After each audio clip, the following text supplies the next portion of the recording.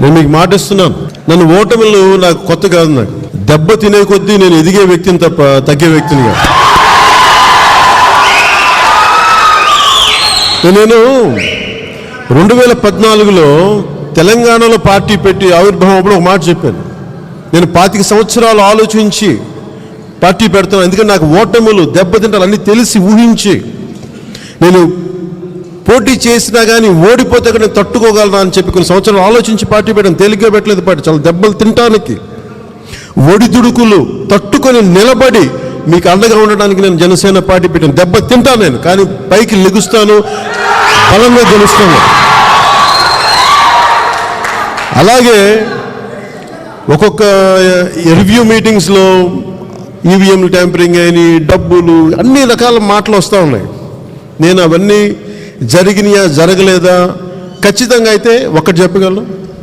ఉదాహరణకి గాజువాక భీమవరంలో అయితే ఒక 155 కోట్లు ఖర్చు పెట్టారు ఒక భీమవరానికి.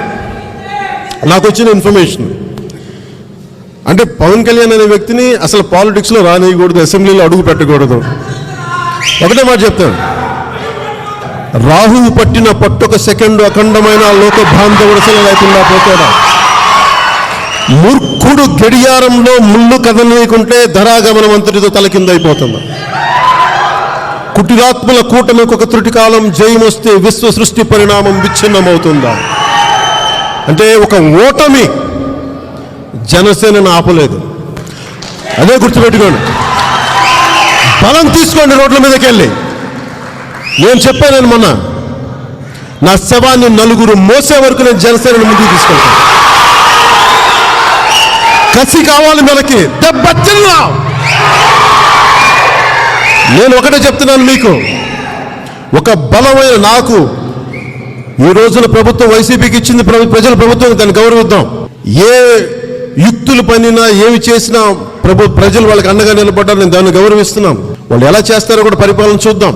అంటే మొన్న ఎయిర్పోర్ట్లో దిగి వచ్చేటప్పటికి 2 కిలోమీటర్ల దూరంలో ప్రజలు గ్రామ ప్రజలు అడ్డం వచ్చి నాకు ఫ్లెక్సీలు అడ్డం పెట్టుకొని వచ్చారన్న, మా గ్రామంలో ఈ సమస్య ఉందని. ఎక్కడ సమస్య ఉందో, ఎక్కడ ఆకలి ఉందో, ఎక్కడ క్షోభ ఉందో, ఎక్కడ అవినీతి ఉందో అక్కడ జనసేన గుర్తు రావాలి ప్రతి ఒక్కరికి. ఒక ఓటమి, ఒక మనిషి అనేవాడు ఎప్పుడు బయటకు వస్తాడంటే గెలుపులో తెలియడాడు. ఎవడు మనవాడు, ఎవడు బయటవాడు మనకు తెలియదు. ఓటమి చెప్తుంది నువ్వు నా వాడివా బయటవాడివా. లక్షల మంది వచ్చారో లేదో నాకు తెలియదు, కానీ ఇప్పుడు వచ్చిన మీరు నా గుండెలో మీకు అండగా ఉంటాను.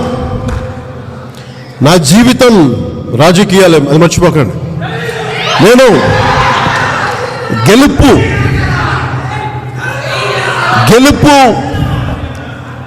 గెలుపు ప్రాంగణం నుంచి నేను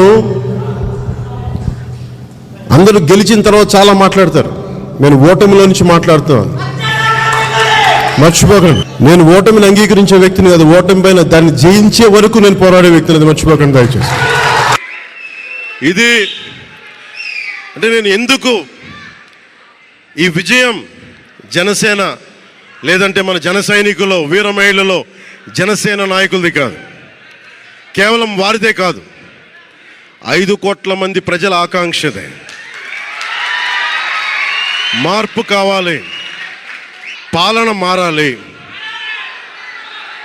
ఇవన్నీ చాలా మంది, కోట్లాది మంది ప్రజల ఆకాంక్ష. ఈరోజు ప్రజలు ఇచ్చిన తీర్పు ఇది.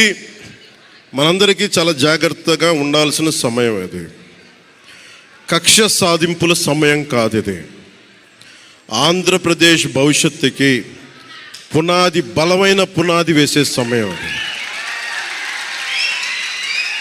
అన్నం పెట్టే రైతుకి అండగా ఉండే సమయం ఇది. రక్షణ లేని ఆడబిడ్డలకి రక్షణ కల్పించే సమయం ఇది. ఆడబిడ్డల్ని, మహిళల్ని వారి కాళ్ళ మీద వాళ్ళు నిలబడగలిగేలా చేసే సమయం ఇది. నేను ఈరోజు ప్రభుత్వ ఉద్యోగులు కూడా మాటిస్తున్నాను. కాంట్రిబ్యూటరీ పెన్షన్ స్కీమ్ నేను చెప్పాను, నేను బాధ్యత తీసుకున్నాను. ఏరు దాటాక తెప్ప తగలేసే రకం కాదు నేను. కాంట్రిబ్యూటరీ పెన్షన్ స్కీమ్ దానికి సరి సమానంగా అది కానీ మీకు న్యాయం వచ్చేలాగా సంవత్సరంలోపు తీసుకొస్తాను అని మాట ఇచ్చాం. తీసుకొచ్చి తీరుతాం. ఆ మాట మీకు ఇస్తున్నాం.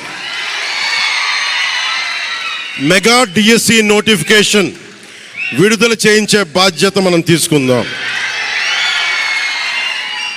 యువత విలవిల్లాడిపోతూ ఉన్నారు. యువత నలిగిపోతూ ఉన్నారు. మీ చదువులకి తగ్గ ఉద్యోగాలు కానీ, మీ స్కిల్స్ని పెంపొందించి మీకు ఉద్యోగాలు కానీ, నేను మీకు చెప్తున్నాను, నాకు చాలా పెద్ద బాధ్యత ఇచ్చారు ప్రజలు ఈ రోజున. మామూలు బాధ్యత ఇవ్వాల. గెలిచింది, పోటీ చేసింది 21, 2 పార్లమెంట్లు గెలిచింది 100%. కానీ బాధ్యత ఎంత ఉందంటే 175 సీట్లు మనమే గెలిస్తే ఎంత బాధ్యత ఉందో అంత బాధ్యతతో మేము పనిచేస్తాం. యువత నలిగిపోయి నేను మర్చిపోలేదు. ఆడబిడ్డలు ఇబ్బంది పడిపోయారు, మేము మర్చిపోలే. సగటు మధ్యతరగతి మనుషులు నలిగిపోయారు. రోడ్లు వెయ్యలా, గుంతలు వేశారు, అరాచకం చేశారు. అవన్నీ శాంతి భద్రతలు చాలా చాలా బలంగా ఉంటాయి. మీకు నేను మాటిస్తున్నాను. అతి తక్కువ వ్యవస్థల్లో రాజకీయ ప్రమేయం చాలా తక్కువ ఉండేలాగా, అధికారుల్ని వారి పని చేసుకునేలాగా ఈ ప్రభుత్వం ఉంటుంది, కూటమి ప్రభుత్వం ఉంటుంది. రైతుకి కష్టం వస్తే హక్కును చేర్చుకునే ప్రభుత్వం తప్ప తిరస్కారంగా చిన్న చూపు చేసే ప్రభుత్వం అవ్వదు మనకి ఈ కూటమి ప్రభుత్వం.